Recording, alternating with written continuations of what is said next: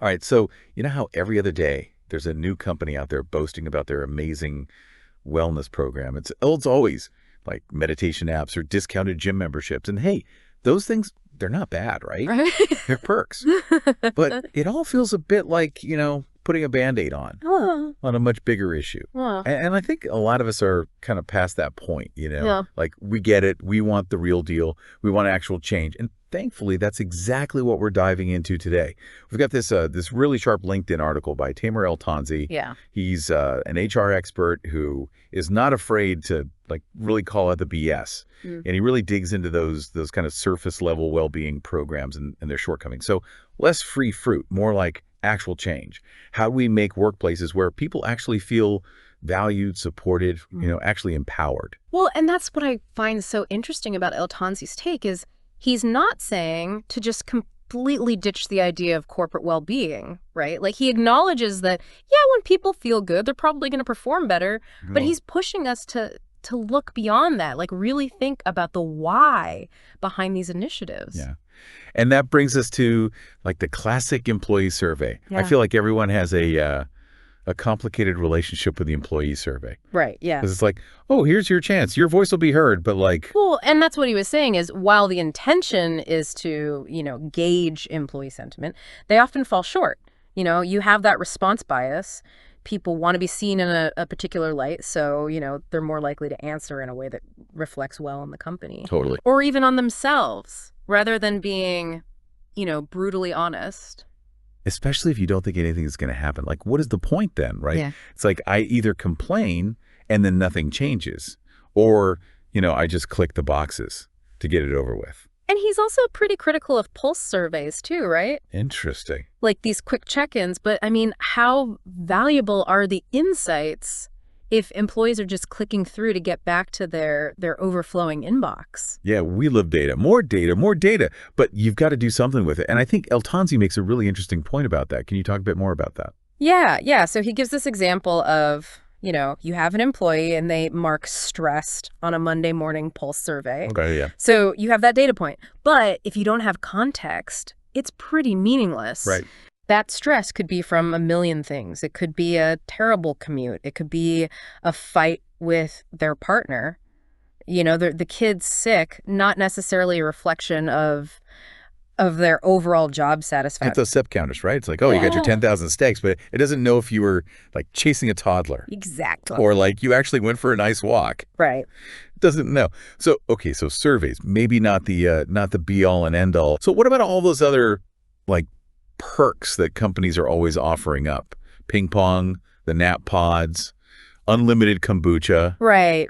Yeah, the well-being as a perk. He calls it a myth. I like that. Yeah, and his argument is while those things are nice, they don't really address the root cause of workplace stress. Right. It's like putting a really nice bandage on a wound, but not cleaning it or anything. Exactly. Yeah. Or addressing the infection. Yeah, and he's particularly critical of companies that are, pushing the mindfulness training and resilience workshops on their employees as a way to cope with a stressful work environment, right? He sees that as a way of shifting the responsibility onto the individual. Sure. Rather than the company addressing the systemic issues that are causing that stress. Yeah, it's like, here, meditate so you can handle this unreasonable amount of pressure and work. Yeah. But I mean, let's be real, meditation can only do so much. Exactly. And that leads to another big one. He talks about mental health. Yeah. Which, huge buzzword these days, but I mean, is it really being addressed? Yeah. Or are companies just kind of paying lip service to the idea? Everyone's tweeting about it. Yeah. But are they actually making it so that you feel like you can be vulnerable and ask for help? Exactly. And that's the key question, right? Because, companies are measuring mental health. A lot of them are using tools, things like the General Health Questionnaire. Right. The GHQ. And for those who might not be familiar, can you explain a bit about like what that is and why maybe just, using that and not taking it a step further might be a problem? Yeah. So basically, the GHQ is a screening tool. It's used to identify any potential mental health issues. So they ask a series of questions about how you've been feeling, sleep, quality, concentration, anxiety levels, those kinds of things. But the thing is, just using a tool like that without actually taking any action, it's kind of like putting a Band-Aid on a broken bone. Wow. It might flag that there's a problem, Sure. but it doesn't do anything to address the underlying causes. Right. Like, the unreasonable workload, a toxic boss, that kind of thing. Yeah, we acknowledge you might be struggling, but we're not going to change anything that's making it hard. Exactly. And even just offering an EAP, an employee assistance program, as like a standalone solution, that can actually do more harm than good. Oh, interesting. Why would you say that? Because I would think having those resources would always be a good thing. So EAPs, they can be great, right? They offer counseling, support, all confidential. But El-Tonsy's point is, if that's all you're doing, if it's just a reaction to like bad mental health scores and you're not actually addressing, the systemic reasons why people are feeling that way, it can actually create this culture where people are afraid to say anything. Oh, wow. Because they don't want to be seen as a liability. That makes a lot of sense because you don't want to be like, oh, I'm struggling, and then suddenly you're managed out. Right. So there's that fear. Exactly. It's like that balance between like wanting to be honest and like, but I also need this job. Oh. I don't know. It seems like there's this disconnect between like what companies say they're doing for mental health and then what they're actually willing to change about how like the work actually happens. Yeah, and that goes back to, what he calls the productivity trap. The productivity trap. Okay. Tell me more. So the idea is companies, they frame these well-being initiatives as like, it's all about productivity in the end, right? Nope. Like, we'll give you an on-site gym, we'll give you healthy snacks.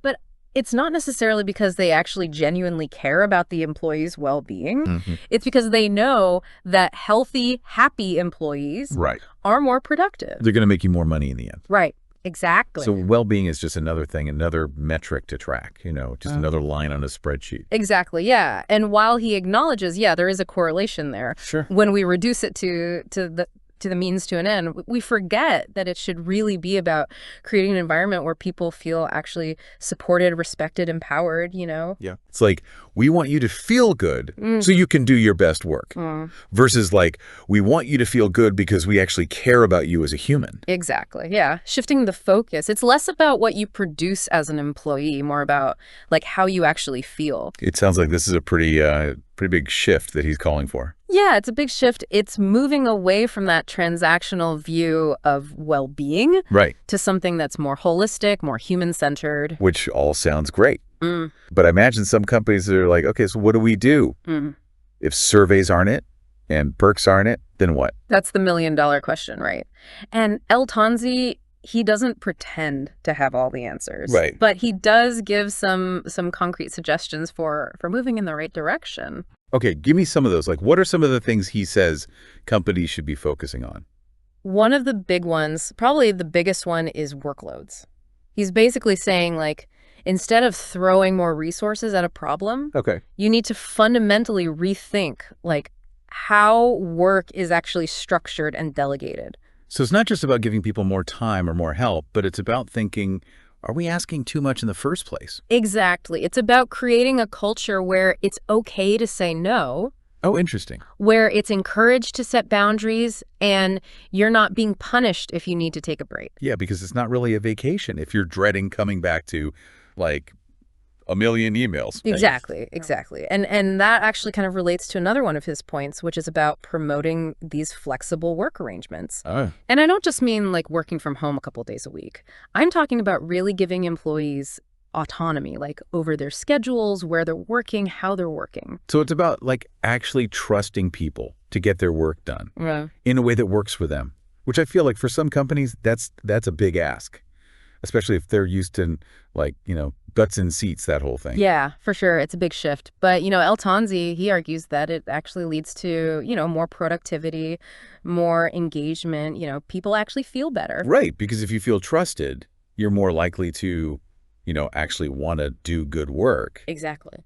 It seems like a lot of this just comes down to trust. Like companies trusting their employees, but then like also employees trusting that the company's not just like, blowing smoke. Yeah, for sure. And that's why he really emphasizes that, like, none of this is going to work unless companies are actually listening to their people and then, like, doing something with that feedback. Yeah. And he doesn't just mean, like, another survey goes out and then they file it away. It's like ongoing conversations, really being open, and then actually making changes based on what they hear. It's one thing to be like, tell us what you need, but then like actually do something with it. Exactly, yeah. Moving away from that culture of just measurement and more towards action. I like that. I like that a lot. So this has been really, really interesting. Yeah. But before we wrap up, I kind of want to go back to something we were talking about earlier, which is like we're talking a lot about what companies can do, which is great. But Yeah. like at a certain point, we're all individuals too, right? So like what can we be doing? Where's our responsibility in all of this? Right, and that's a really important point. And, El-Tonsy, he doesn't shy away from that at all. He's like, look, there's a limit to what a company can do. Like, Yeah. we are each responsible for our own well-being at the end of the day. So it's like, yeah, we can advocate for ourselves. We can set boundaries, like don't be afraid to like prioritize yourself. Exactly, exactly. Like, you have a voice, use it. Don't be afraid to talk to your manager if something's not working. Don't be afraid to ask for what you need. You have more agency than you think. Right. It's that balance, right? It's like, how do I get my work done and also not like completely burn myself out? And it's probably different for everybody. Oh, absolutely. Yeah. And it's probably always evolving too. Right. The key is just to like really pay attention to yourself, like know what you need, know your limits, and then like don't be afraid to like build a life that supports all of that. Yeah. I like that. This has been a really, really thought-provoking deep dive. I feel like we could talk about this for like another hour, but we are unfortunately out of time for today. So if this has got you thinking about, your own relationship with work, with your own well-being, let us know. Hit us up on social media. We would love to hear from you. And yeah, until next time, happy diving, everybody.